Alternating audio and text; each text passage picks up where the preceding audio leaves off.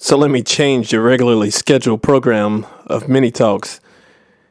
This episode, I'm going to be talking about Gordon Ryan and Andre Galvao and the little skirmish that they had. And I find this very interesting just because the talk that arose because of the incident.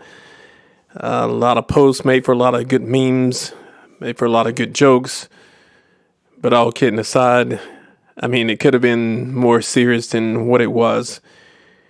But we have this ongoing thing, and it's always been with sports. You know, you see it in football, basketball. You see the occasional scuffle. Now we have a sport, as you know, this hockey, where they let them fight, but they send them to the penalty box. You know, it's about the only sport where it's really acceptable to go into combat mode, if you say that it's not a combat sport anyway. But we have a grappling match that took place with Gordon Ryan and another opponent, and Andre Galvao, you know, had some words for him, flipped him off, and they approached each other, and Galvao pushed him. And what did Gordon do? He responded with a slap. And some more words were exchanged, and Gordon responded with a second slap, you know, to entice Galvao into a little more physical confrontation. But as it went on, they still had more words. As Gordon sat down for his interview, they were still, you know, going back and forth about some things, and eventually it comes to an end. But what I have to say about this is, you know, let's take a look at some possibilities of what these guys could have done. Now, the first thing that comes to mind is the push and the slap. And if they had got into like a serious fight, you know, the fight that they had wouldn't have been no rules, you know, been punching, probably some grappling. And the interesting thing is, I think everybody would like to find out is how it all would go down. Because we know when we get ready, when we prepare for a sport, how it's going to go. But when it's real life and different, the stakes are different in real life. How would it go down? Would it look like a technical fight, or would it look like more like a brawl between, you know, two fifth graders? I think that's the biggest question that a lot of people have, and I think that's what they would like to see, rather than just them to meet in a jiu-jitsu match or a combat jiu-jitsu match, because, you know, there's rules inside those matches. You know, if it's a dirty fight, there's eye pokes, fish hooks, groin strikes, you know, small joint manipulations. You know, the stakes are much higher, and you really get to see what kind of fighter that the person is, rather than the grappler or the mixed martial artist. Because combat has its levels, and that's what intrigues me most about it. What kind of fight would transpire, and how would it go down? Another thing that's interesting is that, like, there was nobody close to him, or none of the guys close to him, that just like pull him back and hold him back, and then kind of go each other and have words. You know, nobody really kind of really stepped in, so they had a lot of opportunity to, you know, to turn up the heat, to make it more physical if they wanted to.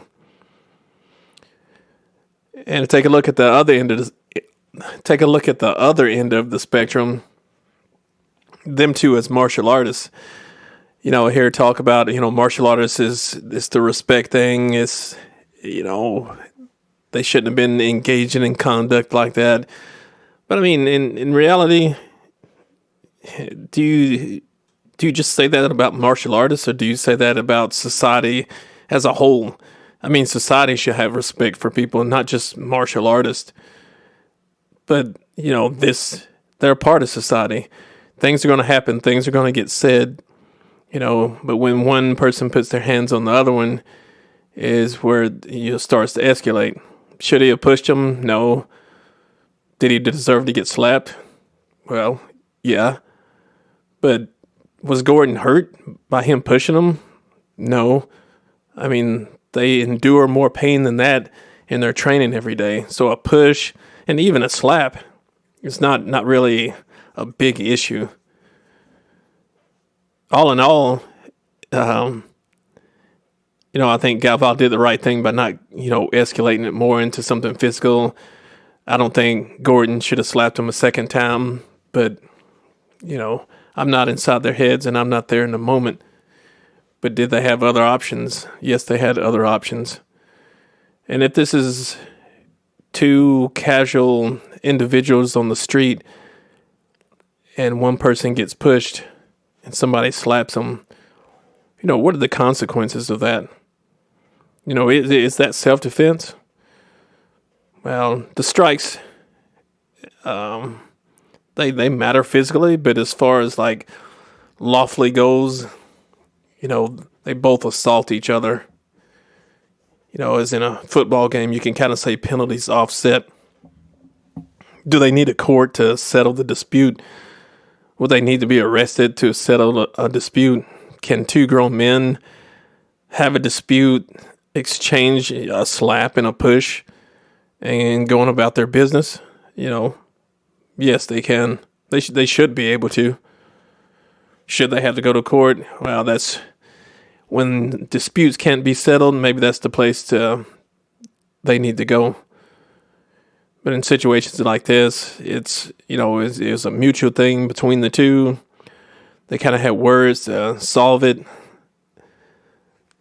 And Galvao done his video. He come on the Instagram, done a live video. I watched the video. He talked about the situation.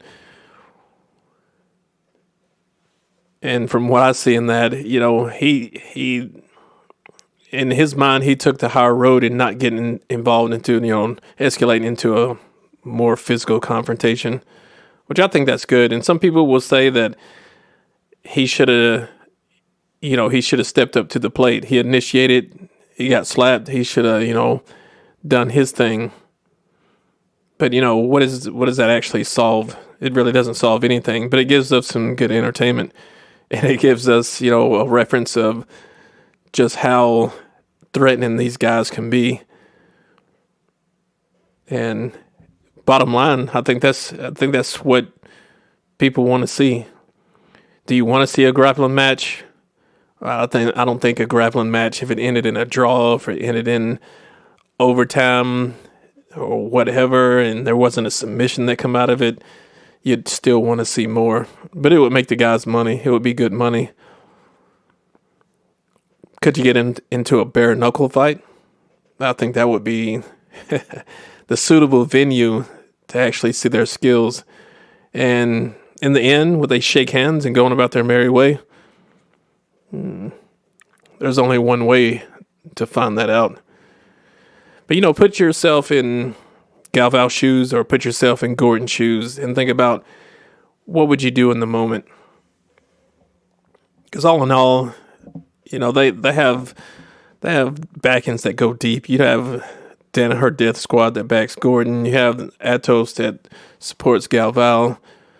Do you want to turn into the incident to turn into like a East Coast, West Coast thing where it just keeps escalating and gets more serious? Or do we have it, just witness a passing incident and take it for what it is and move on? I think in other combat sports such as MMA, UFC's gets the, kind of the blame for being the WWE, or they turn it into wrestling with all the trash talk. There's a time and a place for that. But how much of that do you want to see? And how much of that trash talk actually takes away from the art? There was a lot of more people were talking about Galvao and Gordon than the actual match that Gordon had. There was very little talk, I'll say. There's very little talk about and how he won, the moves that he was doing, the things that they done in the match, his opponent in the match. A lot of things were overshadowed and taken away from the sport for just the trash talk. And that, he won by armbar. It's a great armbar. Not too much mention about the skill. I saw some highlights in different places.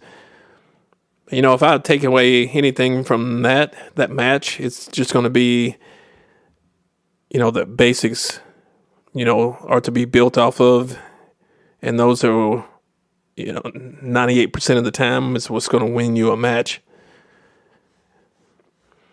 But we don't see that much of that, in the talk in the grappling community.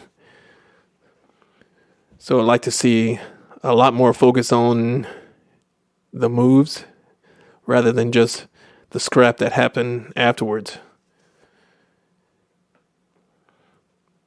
But like I said, put yourself in their shoes. What would you do? What would you like to see? If you're listening on my webpage or anything, leave me a comment below. Give me some thoughts of what you're thinking, so